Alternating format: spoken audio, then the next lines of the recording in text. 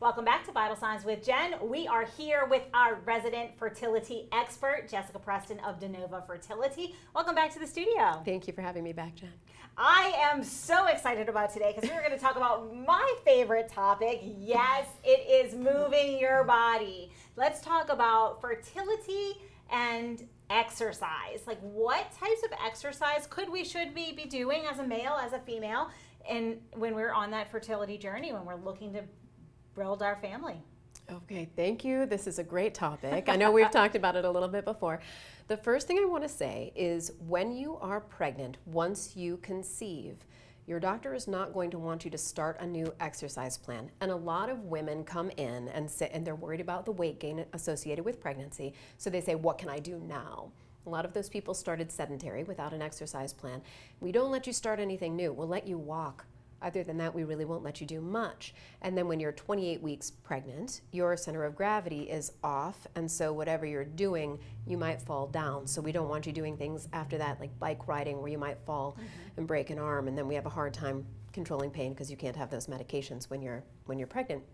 So going back to pre-pregnancy, when we're trying to conceive, we are seeing a lot of extremes. So we see the people that don't do much of anything, and we see the people who do a lot of over-exercising. And both of those extremes can be impactful in a negative way when it comes to fertility. So let's take the sedentary person. When we are not moving our body, we are not producing certain chemicals that we have that are produced by our muscle and by our body that can help with our fertility balance. We are also not, hormonal balance. We're also not taking care of our needs when it comes to our emotional state, when we need to move for exercise. There's so much when it comes to health and our metabolism when it comes to exercise, even if it's a moderate amount of exercise, all the way to our other extreme, which is our over-exercisers. And what we're seeing a lot of in the infertility space, we are seeing extremes. We don't see the middle. I'm seeing a whole lot of the over-exerciser category. So these are people who run every day, who have to do at least 5 miles. They get up in the morning, they have to go, or they're high intensity interval training, the HIIT training, or they are doing a lot of time in the gym, they have to be at the gym. So when we're over exercising, what happens is when we think evolutionarily, we think about our body, when it runs like that, is doing so to get away from a dangerous threat. And so what happens in our body is we make hormones like cortisol that actually are going to adversely impact our sex hormones, our hormones for pregnancy. So when cortisol goes up, progesterone goes down. So also if we lose a lot of that body weight, we do need a little bit of body fat on us to be able to conceive as well, just a little bit, so for estrogen. So, which is a different story for a different day, I'm sure. So when we're over-exercising, a lot of the reason we over-exercise is to control our emotional state or our stress. And we find that when we're at a young age, we move our body a lot, and if we don't, we can find that we're not feeling really good. So we are self-medicating through our exercise. So our sweet spot when it comes to getting pregnant is right in the middle, where we're moving our body about 30 minutes a day, where we're not getting to, I'm not saying no cardio, I'm not saying don't get to, I'm not saying only walk, but what we call it is joyful movement. So do you know what your doctor recommends for your exercise plan? No. Whatever they do.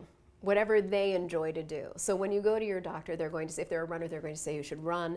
If they bike, they're going to say bike. If they play basketball, they're going to say check out, your local sports team so you can play, basketball. It's whatever you're going to stick with is really going to be best. So we call it joyful movement because it's what will bring you joy. If you don't like doing it, you're not going to stick with it. Oh, so what I just heard is if I love to dance like nobody's looking, like I'm up in the club for 30 minutes, that counts. Totally, yes, absolutely does. As a matter of fact, I'm right there with you, sister. That's my morning every day. And so that's exactly it. So what are those things that can bring us joy and that can help us when it comes to these spaces where we're not at the opposite extremes? Anything where you're doing this with it, bring a buddy along is really good. So walking is actually great. If you aren't doing anything for exercise, walking 30 minutes a day. If you want to walk and then just speed it up a little bit so that you can, where you wouldn't be comfortable having a conversation. Mm-hmm. So that's a moderate amount of exercise. Yoga is great. Pilates of sorts, that's also wonderful.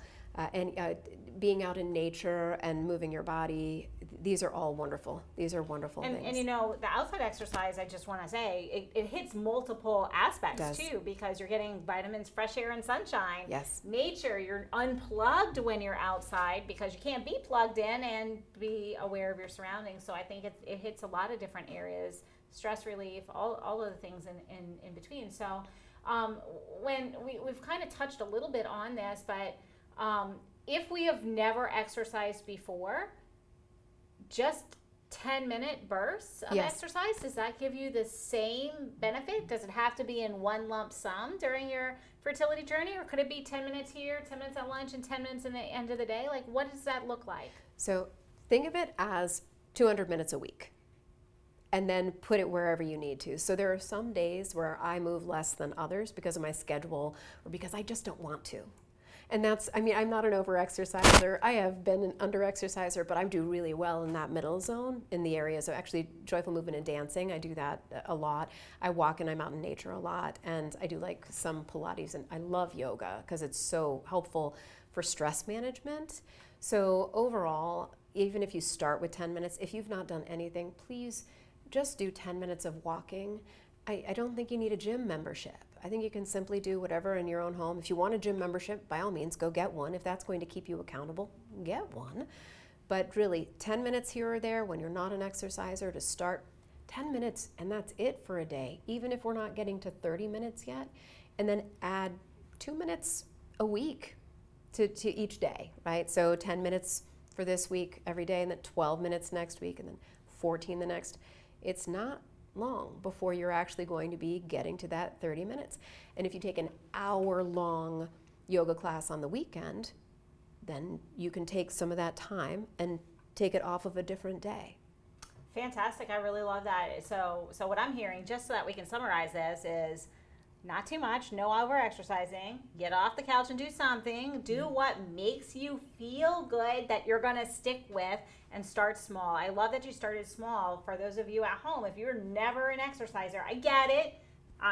Actually, I don't. I was an athlete, so I fell in the over-exerciser category, not the under. Mm-hmm. But I work with a lot of people who like exercise is scary, and they're used to seeing people like they're afraid of yoga because they've seen all these really hyper fit people, and they don't look like that. It's okay. Like we all have different body types.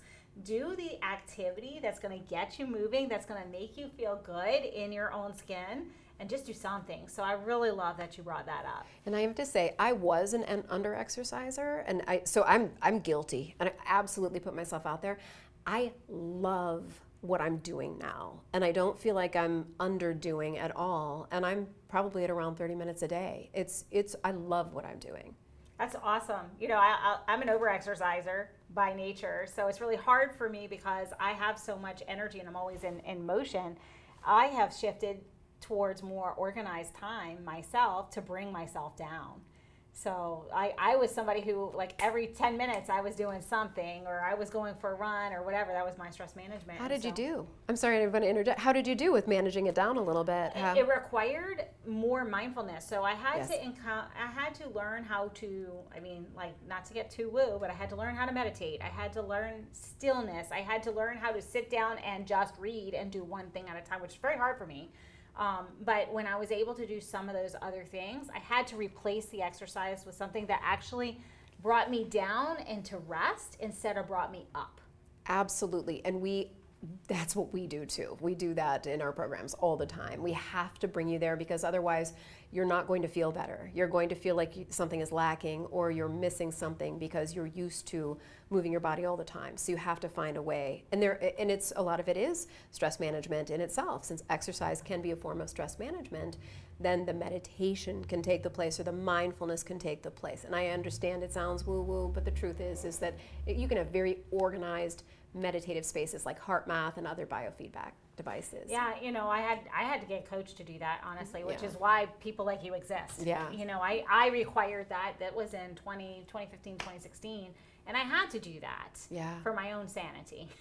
That's it. That's exactly in my body. Right. Like when you're an over-exerciser and that's who you are and what you do, what I found is like you're addicted. It's almost like an addiction. You're addicted to the way your body feels when you run marathons, for example, that end of the race feeling.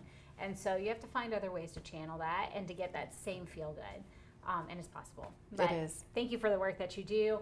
For those who are at home that are listening to this and are like, okay, I don't know. Am I exercising enough? I'm not sure. Maybe I'm an over-exerciser. I don't know. Like, how can they reach out to you so that they can have a conversation and they can get right-sized for their journey? Thank you so much. Yes, so please reach out to us at denovofertility.com. This is exactly our sweet spot where we look at all of those aspects of what it is that you need when it comes to lifestyle changes and find a way to fit it exactly for you. So if you want to speak with us, sign up on our website and you'll speak with one of us that would work directly with you. We have a team of us that works with you. We all work with you. And we'd love to hear from you. We are on all major social medias as well, Facebook, De Novo Fertility Community, and then TikTok, Instagram under De Novo Fertility. Thank you so much for your expertise. You always bring amazing nuggets of information that's applicable to everyone, whether they're on a fertility journey or not. So thank you for coming today and being a part of our show. Thank you so much for having me, Jen. And we do have to take a brief break, but we will be right back after these messages.